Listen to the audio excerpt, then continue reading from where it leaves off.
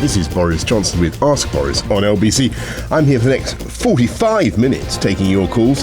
Your chance to put any question, idea, suggestions to me. My trusty assistant, Mr. Nick Ferrari, over here in the corner. So the numbers for you to get your questions on the air are 0345 6060 973 or email boris@lbc.co.uk. And I'm told you can watch us, if you really want to, watch Ask Boris in high definition on the website, folks, lbc.co.uk. And we're going, first of all, to Ken, who is in Morning, Luton. Boris.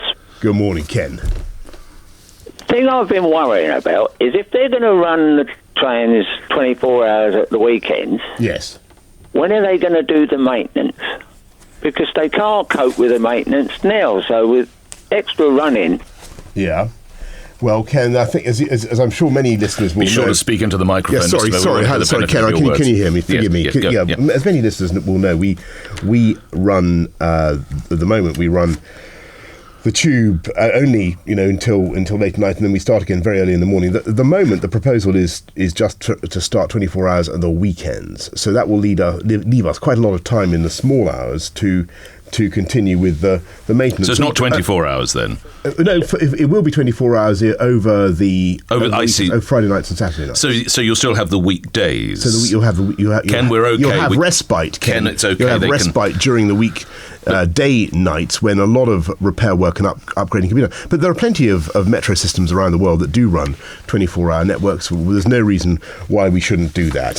What Ken has neatly done and I'm grateful you, is to usher in a conversation about the London Underground. We are just hours away from an industrial action here, a walkout, Mr. Mayor. That's right. And let's talk about Londoners are furious. What do you have to say to them? And they are understandably furious because I think the thing is ridiculous, and it is what exactly is ridiculous, Mr. Mayor? Strike. And I think the proposal for industrial action, which I hope very much will be withdrawn, I do hope that common sense will prevail, because what we're offering, as everybody knows, what we're trying to do is to bring in a night tube, which is something that millions of people have wanted for a long time. It will be a huge benefit to Londoners. It will mean safer journeys. It will be a great boon to the economy.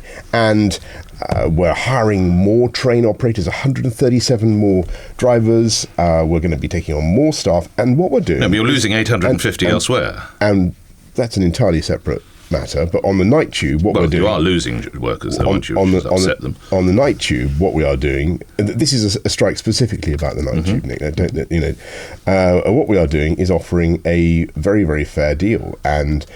a package of average 2% increase this year, RPI or 1%, whichever is greater in 2016, 2017, £500 launch bonus for all staff on the night tube line stations, and £2,000 to help with the transition for train operators. Now, that's a fantastic deal. Fantastic package. Very good. We've received absolutely no response from the trades unions, and they've decided to go on strike. Tonight they're starting. There will be, I'm afraid, no service from 5 or 6 o'clock tonight. The service will start to wind down. What time does the strike start? The service will start to wind down by about 5, 6 o'clock tonight. So people should beware of that. Well, we've been talking to the union. They say it starts to wind down lunchtime. And it won't resume until early Friday morning. So, that is a massive disruption. I think it's totally unacceptable. And, people should be aware that, these people, many of these drivers have quite a small working hour week, 36-hour week, 43 days of leave, good pensions. Yeah. And I don't think it's right. I don't think it's well, clearly they do. And in this instance, Mr. Mayor, you've always talked about mandate. Industrial actions should require a mandate. If we look at one union, ASLEF, 81% of its members responded, 9-1 in favour of strike action. There's clearly something rum here that the union does not like. Well, I disagree. I think that this is entirely politically motivated, and they've decided... All those ASLEF members are politically duped. And they've decided to go for... I think there are a lot of people who think that the result of the general election was not what they wanted or expected. So this is payback time for a Tory victory. And I think there's a big element of that going on. And that's why they've chosen... So they're all Labour supporters, That's why they've chosen Budget Day to do it. And I think when they look at the terms that we're offering, I think they're very fair indeed. So if you're a tube driver, you vote Labour, do you? Is that right? I'm not suggesting that. You just said it was as a result of the Conservative victory. I'm suggesting that the You're telling me I can't. If I go down to the London Underground, I won't find a Conservative driving a train. I think it is extraordinary that the union leadership have not put this offer back to their members. We've had no offer. We've had no response from them at all. And I'm talking about the union leadership now, yes, who are, in my view, politically motivated in this matter. And they have decided not to go back with what is a very fair offer, a very good offer, to their members and to sort this thing out. And I urge them to do that now, because I think lots of Londoners listening to this will feel the same sort of incandescent fury that you feel and I feel. It is just not right that a strike should go ahead when there's a very, very good deal on the table, when everybody knows that, as with the ticket offices, we're going to get on and do night tube, we're going to get on and do the reforms that are necessary. And this strike is unnecessary. It's pointless. Raj in Stanmore. We just lost Raj. I do apologise. I was just told him. No, we're getting back because it's about the strike action. He wants to ask you a question. But just while we're on this subject, Mr. Mayor, you have a worse record regarding industrial action on the Underground than Ken Livingstone. There were 16 strikes under former Mayor Ken Livingstone.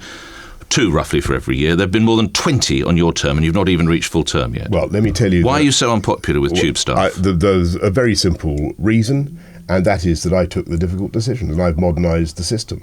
And there are substantial numbers of people who've changed jobs under this administration. And yes, we've changed the configuration of the ticket offices in a way that the former mayor completely ducked, because he was the creature and the plaything of the unions. He had plenty of strikes too, by the way. Not as many as you. And he had a very bad and debilitating strike, I seem to remember, in 2002.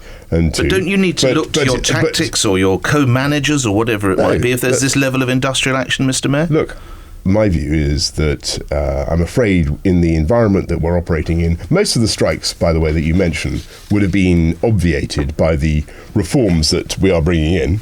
So most of them would. You're quite right in what you say about this strike. It does reach the threshold. Most of them would not have reached that threshold. I think 23 out of 30. I can't remember the exact percentage, but 2/3, I think, of the strikes would not have reached the requisite threshold, ballot threshold. They would not have taken place if we'd had the reforms. Yeah, but this one does. And though this one does, and the reason, I get back to my point, the reason we're having this industrial action is because we're having the guts and the balls, frankly, to go ahead with some difficult changes. Ticket office changes, driverless trains we're bringing in, and the night tube. How close are we to driverless trains? All those things. How close are we to driverless trains? We will. The next iteration of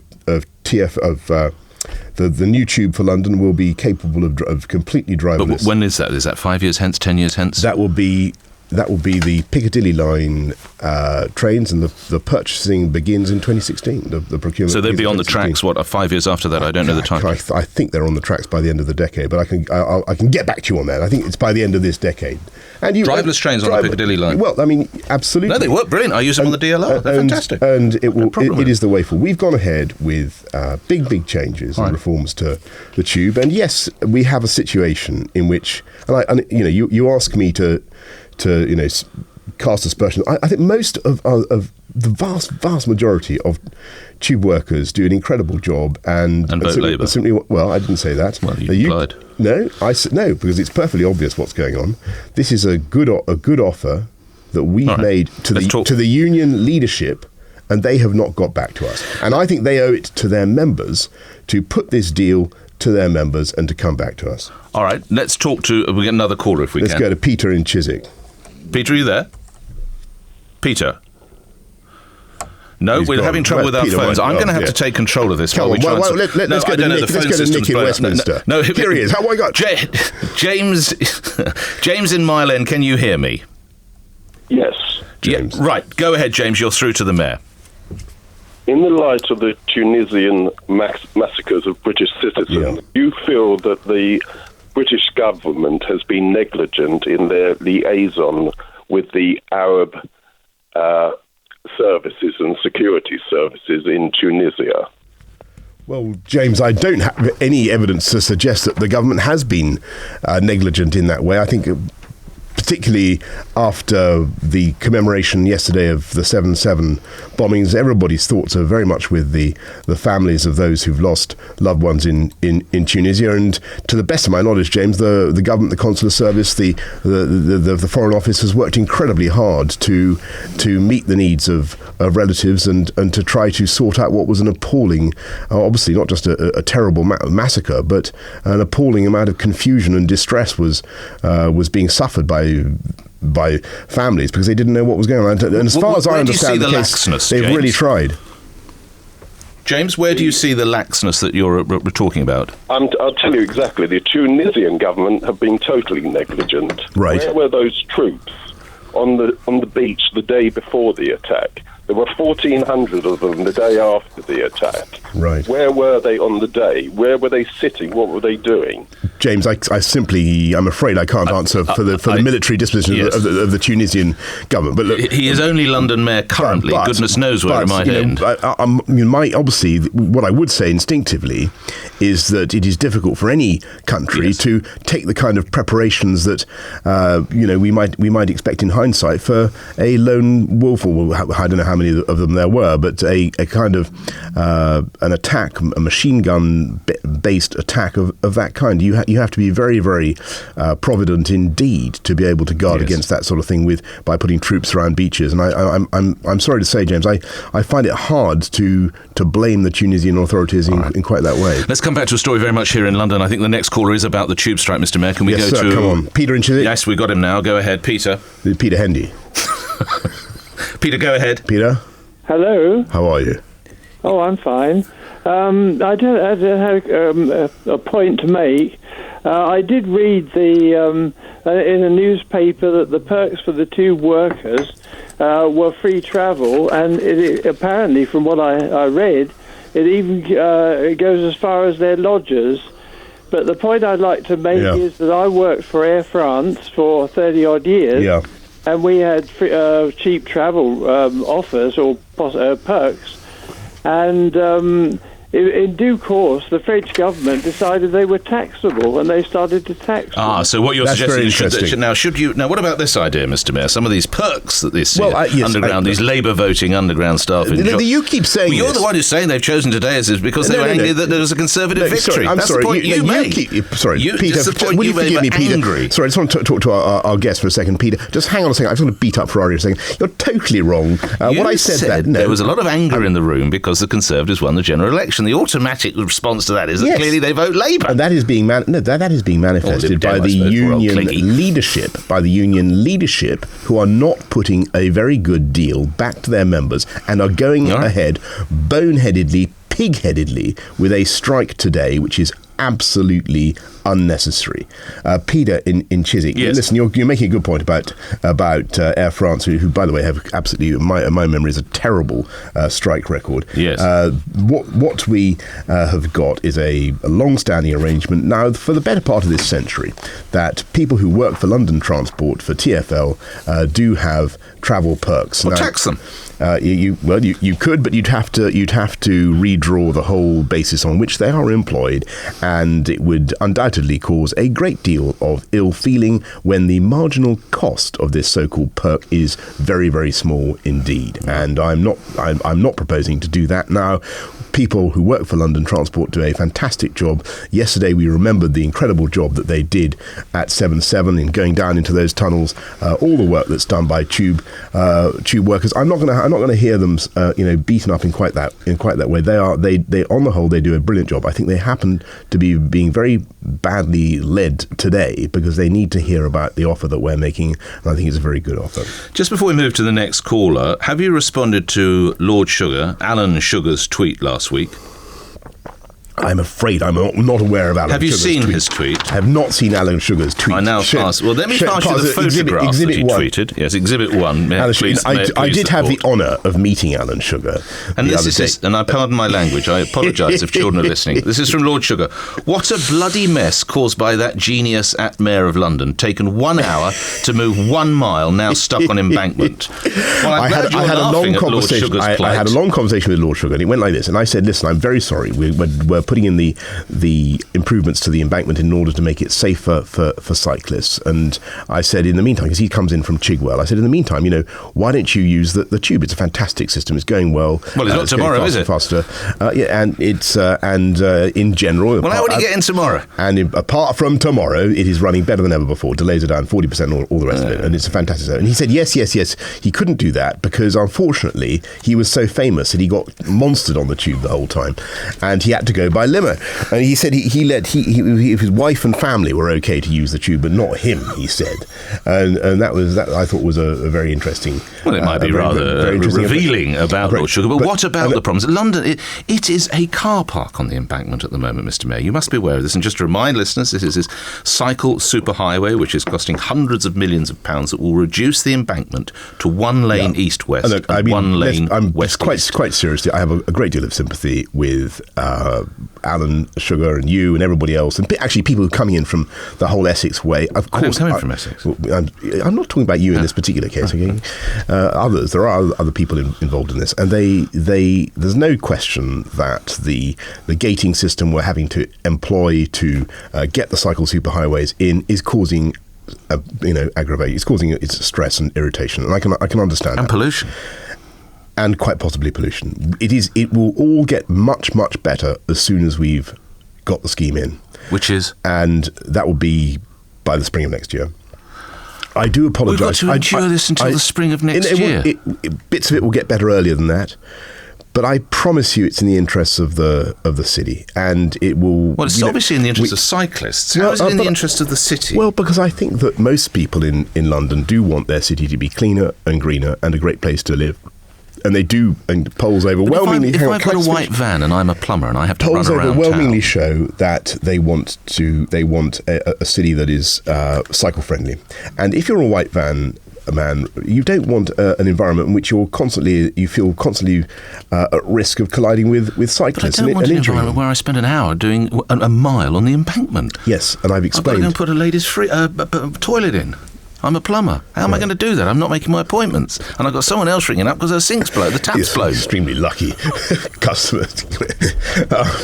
You can see me put a toilet in. Fantastic. Well, what am I going to do? Well, first of all, we are managing the roads as efficiently as we can, and we're doing a lot to take unnecessary traffic off the road in the peak through what we've learned during the Olympics. I'll tell you why. Well, for the very reason that you've just mentioned, that it would be absolutely strangulating for the economy. No. What you did during the Olympics, didn't you brought in special measures during the Olympics? We didn't actually ban all lorries during the Olympics. No, but they had to make deliveries early morning. Yes. And why don't you move to that? You could. But there are plenty of people called residents who don't like that at all, because what you have is very loud lorries going down their quiet residential streets at 4 or 5 in the morning and going beep, beep, beep when they reverse and driving them nuts. Well, they manage it in Paris. People sleep over there. Well, I can tell you it's deeply unpopular with the boroughs, and one of the problems I have is, as you know, we don't control all the roads in London, and 95% of the roads which you could send these lorries down are unfortunately in the control of councils and councillors who are elected by people who don't want lorries to go down those roads. So I think, and plus. There's an even more powerful argument against trying to do it that way, and that is you simply lagoon the lorry movements, or you force the lorry movements into the adjacent hours, and you greatly aggravate the pollution and congestion in the off-peak times. And you would have just as many cycle casualties, for instance, and so we don't think that is the way forward. We think that you've got to manage the traffic in all sorts of ways to try to optimize delivery systems, get big depots out of town, so you get big loads being dumped and then transferred. What is crazy is to have huge juggernauts going around the middle of London with nothing in them. No, that is absurd. And we've got to get away from that. All right. Are you too famous to travel on the tube? No. When did you last travel on the tube? Like Lord Sugar, when did you last travel on the tube? I travelled on the Overground. No, I wasn't talking about. I don't know if you're aware, the tube is what's known as the Underground. I travelled on the Overground last night. I was going to say I travelled. No matter what you did last night when you were on the Overground. When did you? Are you like Lord Sugar too famous to travel on the tube? Not on the contrary. I'm on the tube. Virtually every week. When was I last on the tube? I must be on the tube last week. I can't remember. I'm on the tube. Unless I specifically tell you otherwise. I took the District line the other day to where do we go? God, we took the District line. Well, where did you go? Earl's Court. That comes back. Earl's Court. Very nice. And I'm constantly on the tube. As people, Which tube do you use to get to Uxbridge? By the way, people will. Which tube line takes you to Uxbridge? People will testify readily, and I hope that anybody who has taken a selfie with me on the tube, and there are quite a few by now. Which tube line would you take to get to your constituency? I take the absolutely beautiful Metropolitan line, which is going faster and faster, and now has air-conditioned trains. All right, we move to other calls. And it is. When we get the new signalling in, by the way, it will be a totally superb service. We've already put the new trains in, but the big difference will come when the new signalling comes, and that is also the case on the District line, which wasn't working totally brilliantly. Should we go to other calls, Mr. Yes, Mayor? please. Come on, let's go to Lauren in Herne Hill. Hello, hi Boris. Hello, Lauren. I'd like to agree with you to start with that we all want a cleaner, greener and great place to live in London. I'm actually a search agent, and what I'm ringing up about is empty properties. Right. Because my job is to look for properties for your first-time buyer up to big developers. Right. And there are people, there's not enough housing stock coming on that's available, and yet every day in just a couple of boroughs, Southwark and Lambeth, I see empty properties. What sort of empty properties, Lauren?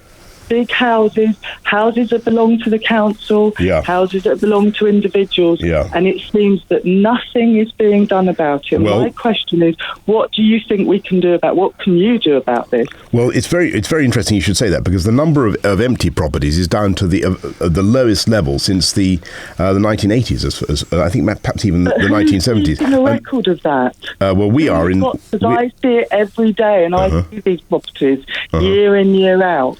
Well, often what's happened with an empty property like that is that there will be a very serious problem about probate, or who actually owns the thing. And yes, in an ideal world, the state would simply step in and expropriate it, or and just say, right, too late, too bad. But that is very often the case with the properties that you're seeing. And sometimes some of them belong to the council, because I check on the land registry, and the council own a lot of these properties that are not being sold. They just sit there for years. There's a place in Dulwich. I don't know if Nick might know Dulwich, being a Blackheath person, but there is a dairy there. A dairy? Belongs to an old dairy. Hasn't been used for over 15 years. It's a big area. It could house at least 100 people. Well, listen, Lauren, let's track down this dairy in Dulwich and flog it. It's going to be my job. No, it's been empty for 15 years. Talk to my colleague. Well, can I just say, actually, it's very interesting, because, I want to talk to Lauren for a second, because what she's on to is incredibly important. Right. And, the figures I have tell me that empty homes have come down, and we're putting more, we're building record numbers of new homes and all the rest of it. But what is also true is that it is very, very difficult sometimes to get the councils to use the land and the property that they actually have available.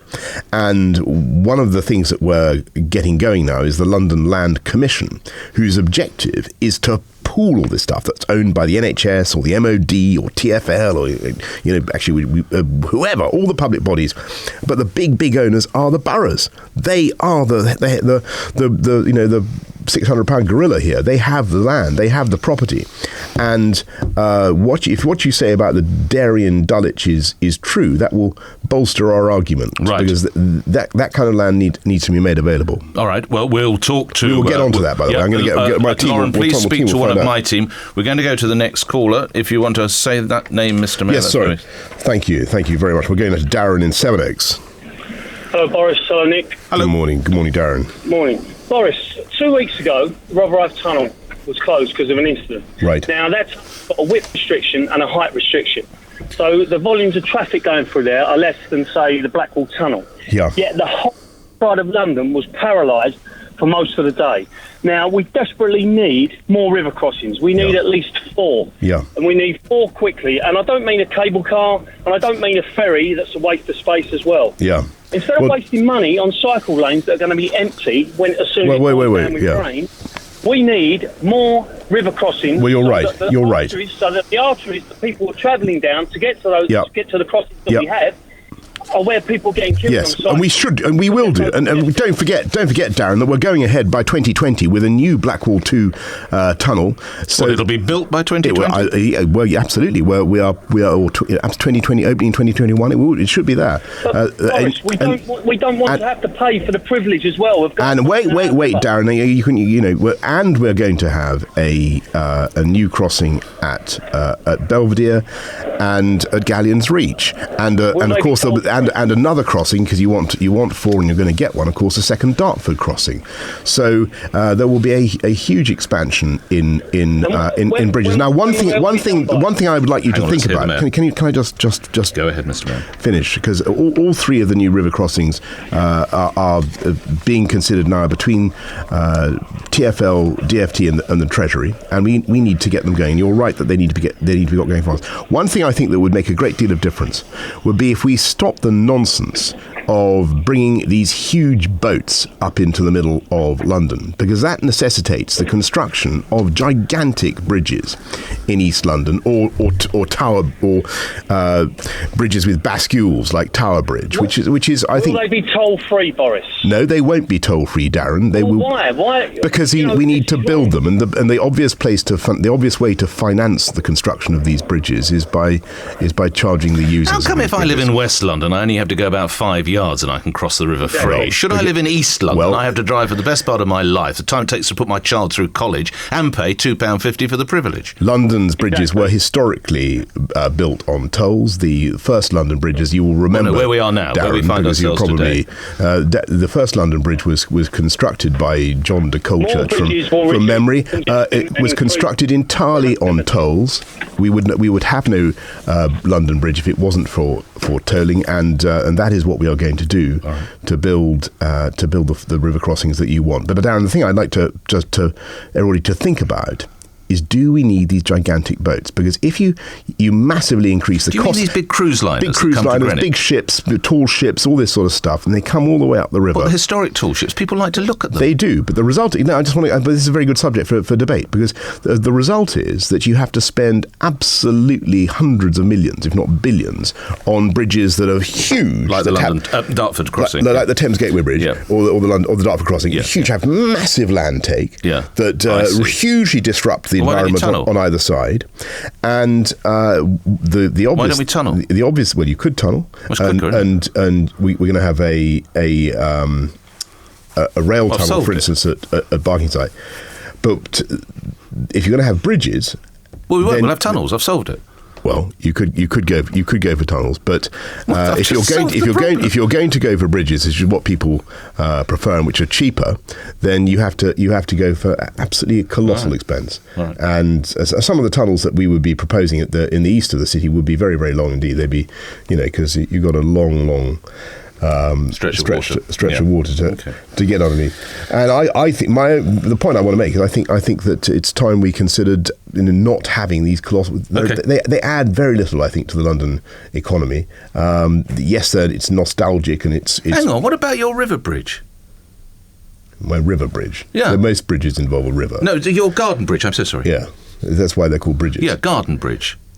Well, what about it? What's that going to do for tall ships? No, there's a thing called London Bridge, which you can't. Yeah, but where's tall ship? No tall. You can't take a tall ship under London Bridge. I mean, you could try, but it wouldn't get very far. So your garden bridge is the right side of that, is it? Yeah. Now, why did you fall out with George Osborne over the garden bridge? I don't think I fell out. Yes, with letters George between you and the Chancellor, obtained by the Architect's Journal, which I take regularly, reveal how the Chancellor overruled your wish to underwrite private funds for the bridge over the Thames. You'd each pledged £30 million of public money for the project, despite planning £12 billion in cuts to social security. No. So how big a fight was it with the Chancellor? I honestly have no memory of any fight at all. We were both extremely keen on the project, and but he told you to use your funds, didn't he? We took it to George and said, could we have a VAT reduction, which would have been to the value of about £30 million. And he said, well, no, because that would set all sorts of precedents. But he thought the project was so good that he would bung £30 million. And I think he's quite right. I think it's a fantastic project. So you two of you didn't fight? No, absolutely not. And this Architect's Journal story is all wrong. It doesn't bear any relation to the facts as I know them. Well, this is the Garden Bridge. People endlessly slag this thing off, but when it's up, they will absolutely love it, and it will be a. And when's that going to be? Well, that will be in. We're going to start next year. It'll be finished 2018. Oh, right, it's quite soon. It'll be we all know the Chancellor's giving his budget today. Yes. What would a Boris budget have? Well, I don't think you could imagine a cigarette paper between me and the Chancellor. I will see. I will see what he comes up with, but I can't believe I would want to to anticipate. I certainly will not be deviating in advance from anything that he. But what would you like to see? Should child tax credits be limited to two children? Let's see what. No, but what do you think? Let's see what comes up. No. Well, what would you do if you were Chancellor? Should child tax credits be limited to just 2 children? Well, I think I'm generally in favour of reforms to welfare that take some of the poverty traps out of the system, and that encourage people to work. I haven't. I have to say, you have to forgive me. I haven't studied in detail the impact of any proposed reforms, and I'll have to do that. But the general spirit of it. I'll have to. Let me look at it when it's out there. Should the living wage be made compulsory? I don't want the living wage to be made absolutely. I do want the living wage to be much more widely used. But should it be made compulsory? I think it. You lose if you talk to Neil Jameson, a lot of people who've really led on this, London Citizens, all those people who many years ago got this movement going. They don't want it made compulsory. They don't want every single small business to be obliged by law to pay something that might really damage their ability to survive. Right. What they want is big corporations who are mainlining subsidies at the moment from the taxpayer, hundreds of millions of pounds going in benefits, in propping up wages to big corporations like Tesco or Next or whatever. I think that needs to be sorted out. I think they are using benefits as a reason, as an excuse for low pay, and they can and they should pay the living wage. And I would like to see that. I would like to see a mass movement across this country to get that right up there on the political agenda. And there is no reason at all why the gap between in corporations now, when you and I were kids, the gap between the top executives and the people at the bottom was much smaller than it is today, and that has grown for 2 reasons. Basically, because people at the top have all these remuneration committees who sit around saying, "I say, oh boy, you're worth a huge amount of money in the competitive environment. Directors' emoluments. You might get there's a risk you'll get poached by the Greeks and go off and run their whatever it is pension fund, and so we must give you this." Yeah. And simultaneously, they're using benefits to support wages at the bottom, and it's completely wrong. Mark in Mile End. Go ahead, Mark. Good morning, how are you? I'm very well, sir. Very well, thank you. Good. Listen, first of all, let me just put a myth to bed. I voted Conservative, and I've also voted to strike. So the political nonsense, if we can put that to bed now. All right. You're a Conservative voting tube driver, much as I thought. Go on. Yes, absolutely. This union, you said about the unions putting the deal to its members. You can't believe the union hasn't put the deal to its members. I don't. Yeah. I don't know whether I don't know whether you were in the meeting or not. And I've got to go with what ASLEF have told me, and that they're a pretty transparent union. Yeah. according to them, the offer of the £2,000, which was it wasn't consolidated into the annual salary, so any driver which was unfortunate to pass out just after payment, but would then be expected to run full night duties, wouldn't qualify for that payment, which is a massive downfall straight away. That they were given 6 hours. Apparently, this offer was made at 12:30 in the afternoon yesterday, and the TfL bosses or whoever was in the meeting had turned around to the union bosses and said, "This is the offer. You've got until 6:30 to accept it. Otherwise, the offer's being withdrawn, and that's it. Tough luck." Now, how do you propose that the unions speak to all of its members, which is huge, a huge member population, in 6 hours to put this to them and get a feeling of it, before they withdraw it? Well, I think that I think it's absolutely unreasonable. I think they should put it to their members. This is a very but in 6 hours, I think Mark's point is you're expecting in 6 hours. I mean, I don't know how many thousand drivers we're talking about, but that would take some doing. It's actually rather it isn't a colossal number of people to consult. It could be done very readily, and we think that, and I persist in this view in spite of what you say, I persist in the view that this is politically motivated and there's an absolute determination to go ahead with a strike irrespective of the deal that's being offered, and I think that's a great shame. But you've not addressed Mark's central point, which is that the time it takes to contact. I'm sure there's no time like the present, Mark. And here we all are. Plenty of hours have elapsed since that offer was made. Plenty of hours have elapsed since that offer was made. Let's put the offer to the people who are. It's been withdrawn, Boris. Well, listen, Boris. The offer was made at 12:30. Okay, to the unions about the £2,000 lump sum. Now, the £2,000, they know it wouldn't be pensionable, which is what the unions want. The unions want something. Look, I think a lot of people listening to this will be I'm sorry. A lot of people listening to this, you going on about you wanting your £2,000 pensionable or not pensionable, people will say, "Come off it. Give me a break." Tube workers are relatively well paid. They do a great job. They have very good, as many people have, other callers have pointed out.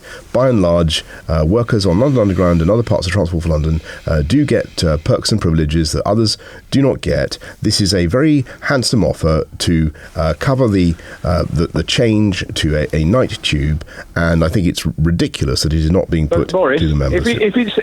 If it's so handsome an offer, as you say, why do you think that the TfL bosses would not have thought this is a really good offer?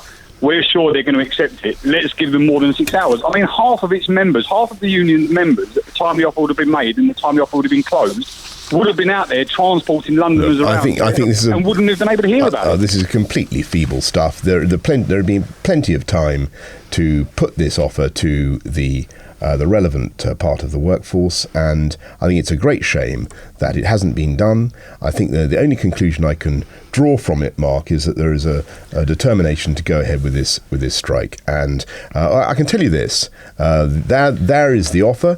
Whatever happens, there will not be. I can tell you this: there will be no change in it. People can strike till they're blue in the face. We will go ahead with the night tube, and we will maintain our offer. Should people be free? Mark, thank you for the call. Should people be free to walk around London carrying the ISIS flag?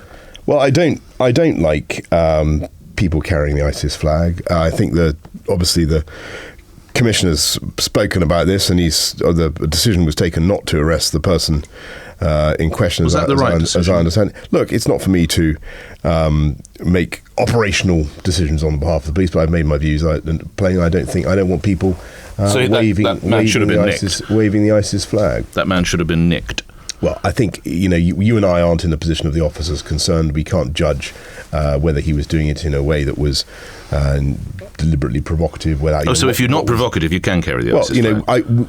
We can't judge the situation. So if I'm not provocative... There was a photograph. Everybody's seen a photograph of a chap... Seemed to be wearing it around his back. He seemed to be wearing it around his back. So I can do that with the ISIS flag if I'm not provocative, can I? I think, the balance has got to be struck. People there are people who go around wearing Nazi memorabilia. The former Shadow Chancellor springs to mind when he was at university. Should he be arrested? Well, he's not walking around Parliament Square wearing it, is he? Well, and even if he were, I wonder whether it would be appropriate to to arrest. We live in a free country. So what do you have to? We live in a free country. What is aggressive about? If you start waving it, I think let me try and sort of spell it out. Crystallise this, please. I don't want to see. If you go into a Middle Eastern city where there's a strong Shia presence, you'll see lots of black flags everywhere, and vice versa. I don't want to see loads of ISIS flags, or I don't want to see any ISIS flags anywhere flown in a triumphant way in London. How is a flag flown in a triumphant way?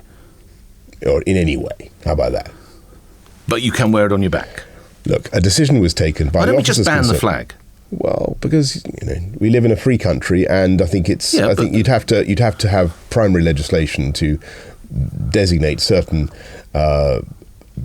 bits of iconography as being illegal, and I think that would be. It's much easier my way. You just bang a desk, it's banned. Well, you'd be the first to oppose that. No, banning the ISIS flag. Some government would come in and they'd say Ferrari. I'm fed up with that guy shooting his man off. He's banned. A little while ago, we weren't able to listen to the IRA. The words had to be spoken by an actor. And I supported that. Why don't we take similar sort of actions? Well, there was, if you remember, that in the Pride March, you will recall that the police did in fact confiscate a flag in the belief that it was an ISIS flag, and it turned out to be a display of various sex aids. So. We have to tread carefully. I hear what you're saying. So you have to be careful about how you approach this. I'm saying I don't want to see ISIL dash flags around the city, but on the other hand, you've got to be. It's complicated to ban particular bits of iconography or agitprop. We go elsewhere. Can we go to Colin in Ruislip? Yes, good morning. Good morning, sir. Are you going to cancel the congestion charge tomorrow for the day?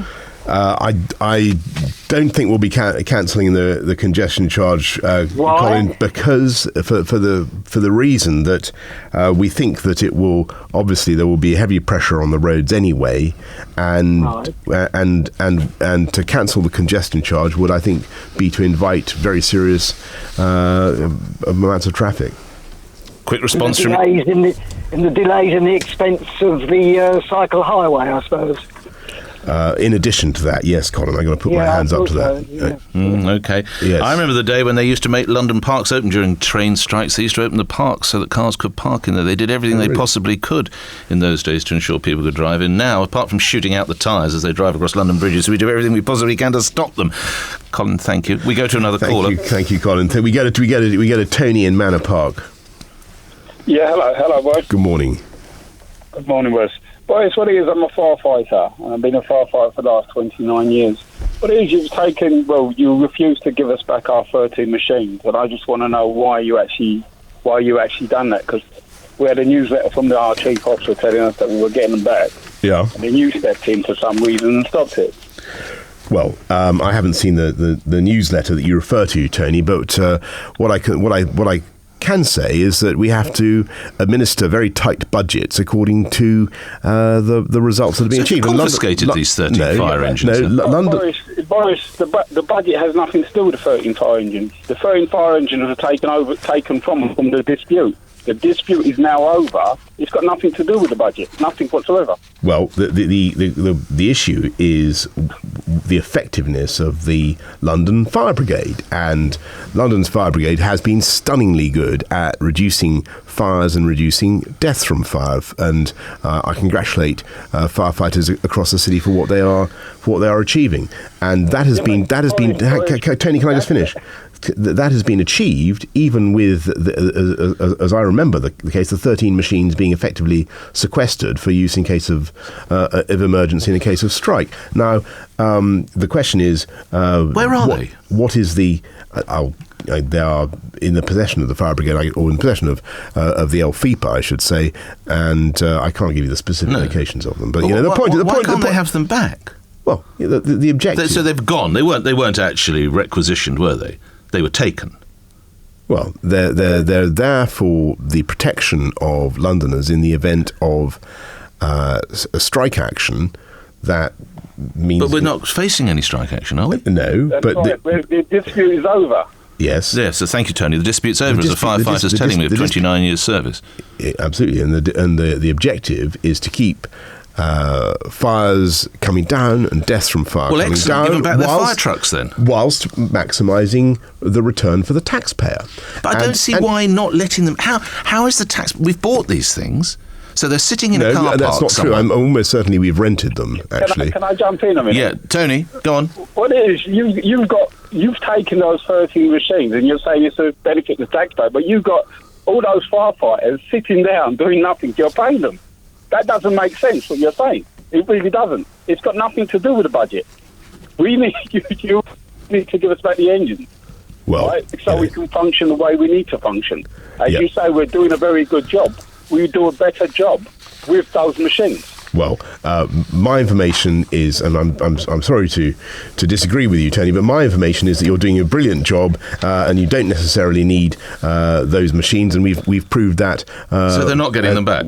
That is my understanding of the So matter. they're never getting them back. Look, I can't confirm. So that this was cutting numbers by the back door, wasn't it? No, we're going to requisition them in case of a strike. We've just got to look. You can kind of wear. We've just got to look at the effectiveness of the fire brigade and We've what just we're taken spending. 13 engines out of the mix. Can I tell you that even at the height of the from memory, and I may get this wrong, but Tony may remember this, even at the height of the riots in 2011, when I think there were 400 call-outs on one night, the fire brigade did not deploy anything like all its appliances. But just be honest with them. Just say we're taking 13 fire trucks off you, rather than say we're taking them in case... I think I'm being pretty clear. Yeah, they've gone. Tony, you're never getting them back, mate. As far as I understand the matter, we think that the fire brigade does not need these 13 You're not getting them back, Tony. appliances, and we'll continue to operate on that basis. Quick response from you, Tony.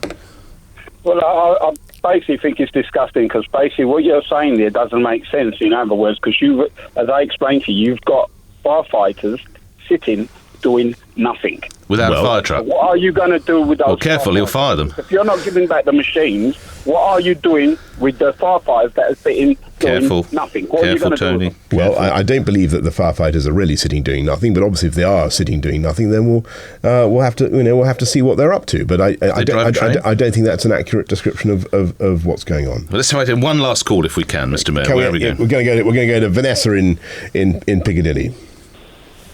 Oh, hi, Boris. Hi, Vanessa.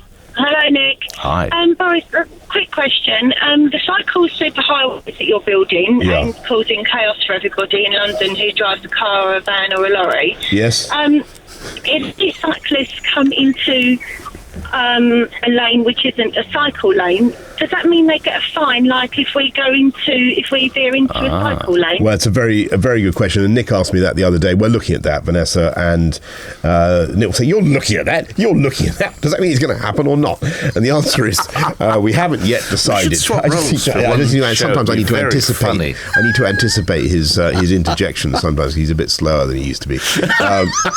We're looking at it, Vanessa. Personally, I very much share your sentiment. I think if we're going to go and construct this thing, a massive dislocation for Londoners who, like yourself, and I apologise for the delays you're experiencing. If we're going to build this wonderful cycle superhighway, then the cyclists better use it. All right. And if we're going to create a hamster wheel for the hamster, I want the hamster to scamper on it, basically. How much will London miss Sir Peter Hendy? Final question from me. Well, I don't think London will lose Sir Peter Hendy. Just to remind everybody, he's leaving TfL. Peter is going to run Network Rail. Massive job. But don't forget that 70% of all Network Rail journeys either begin or end in London, and he will be continuing to. He's a fantastic servant of public transport and indeed of this country. Everybody remembers what he did during the Games, the good work he did in overseeing a massive program of investment in London, and obviously we hope very much that we'll be able to work very closely with Peter on great projects for the city, like further rail devolution, the second Crossrail 2, and many other projects. And just 2 words from me, third runway. Yes, no is the answer. So is the Prime Minister, what have you said to the Prime Minister about this? Well, look, I mean, it's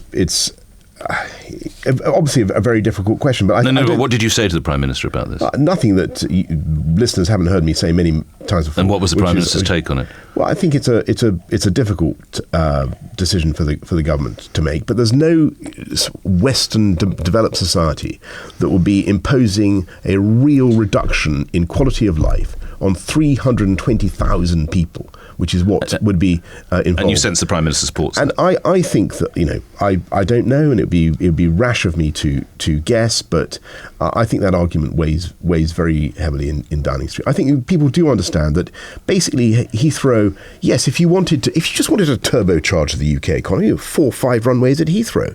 But of course, that's, if speaking from a purely economic point of view, that must be the right thing to do. But the loss in terms of quality of life is colossal, and you'd have huge numbers of planes flying over the centre of the city. You've got to go for a better long term. Can you just tell us how you heard about the attack on London, where you were, how the information was transmitted to you?